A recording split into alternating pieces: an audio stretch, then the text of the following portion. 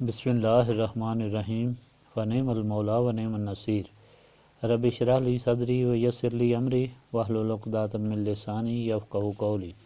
اللہم صلی علی سیدنا محمد وآل سیدنا محمد وعلی اصحابہ وعلی ازواجہ اجمعین وبارک وسلم وصلی علیہ۔ الحمدللہ، اللہ تعالیٰ جل جلالہ کا لاکھ لاکھ شکر ہے کہ مالک الملک نے آج پھر ہمیں اپنی رضا کے لیے اپنی یاد میں محبت میں یہاں جمع ہونے کی توفیق اور موقع عطا فرمایا۔ لاکھوں اور کروڑوں درود اور سلام سرور انبیاء حبیب خدا حضرت محمد مصطفیٰ صلی اللہ علیہ وآلہ وسلم پر، جن کے طفیل یہ کرم ہوا۔ سامعین کرام، اللہ تعالیٰ نے قرآن پاک میں فرمایا ہے کہ وَاضْرِبْ لَهُم مَثَلًا أَصْحَابَ الْقَرْيَةِ إِذْ جَاءَهَا الْمُرْسَلُونَ إِذْ أَرْسَلْنَا عَلَيْهِمْ اثْنَيْنِ فَكَذَّبُوهُمَا فَعَزَّزْنَا بِثَالِثٍ فَقَالُوا إِنَّا عَلَيْكُمْ مُرْسَلُونَ قَالُوا مَا أَنْتُمْ إِلَّا بَشَرٌ مِثْلُنَا وَمَا أَنزَلَ الرَّحْمَنُ مِنْ شَيْءٍ إِنْ أَنْتُمْ إِلَّا تَكْذِبُونَ قَالُوا رَبُّنَا يَعْلَمُ إِنَّا عَلَيْكُمْ لَمُرْسَلُونَ۔ ان لوگوں کو مثال ان قریہ والوں کی بیان کرو جب ان کے پاس ہمارے رسول آئے۔ جب ان کے پاس دو رسول آئے تو انہوں نے ان کو جھٹلایا، پھر ہم نے ان کو تیسرے سے قوت دی تو انہوں نے کہا کہ ہم اللہ تعالیٰ کے رسول ہیں۔ تو انہوں نے کہا کہ تم ہماری طرح انسان ہو اور تمہارے پر اللہ تعالیٰ کی طرف سے کوئی چیز نہیں اتری، تم صرف جھوٹ بولتے ہو۔ انہوں نے کہا کہ ہمارا رب جانتا ہے کہ ہم اس کے بھیجے ہوئے ہیں۔ حاضرین مجلس، اللہ تعالیٰ کا شروع سے یہ دستور چلا آیا ہے کہ مالک الملک نے اپنی مخلوق کے لیے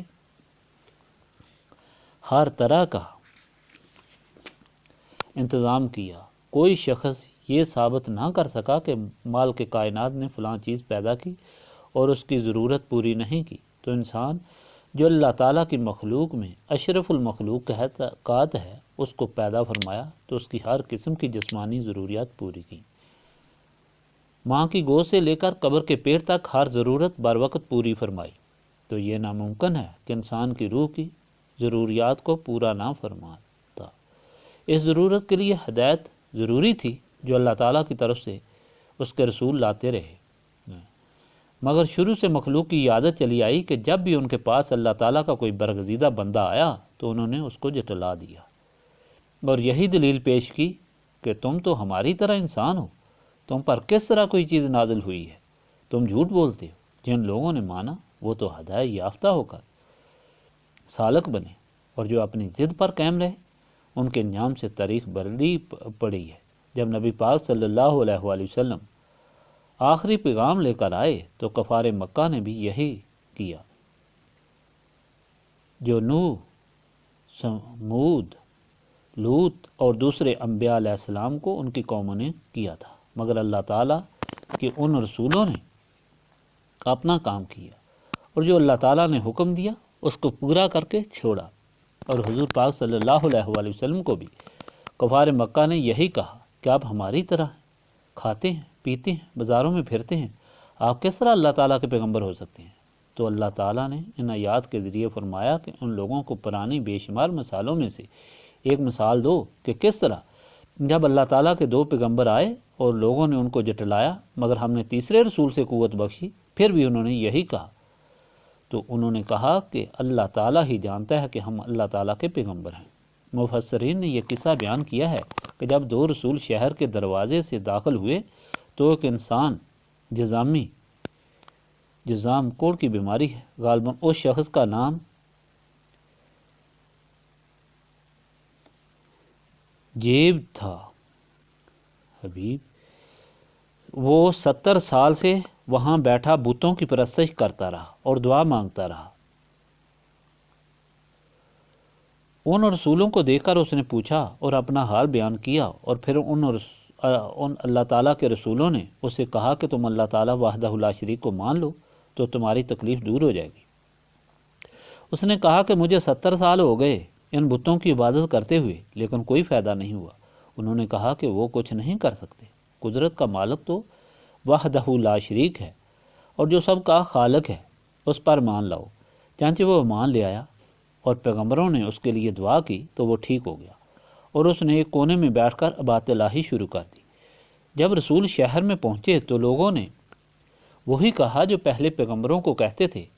کہ تم ہماری طرح انسان ہو، تم پر کوئی چیز نازل نہیں ہوئی۔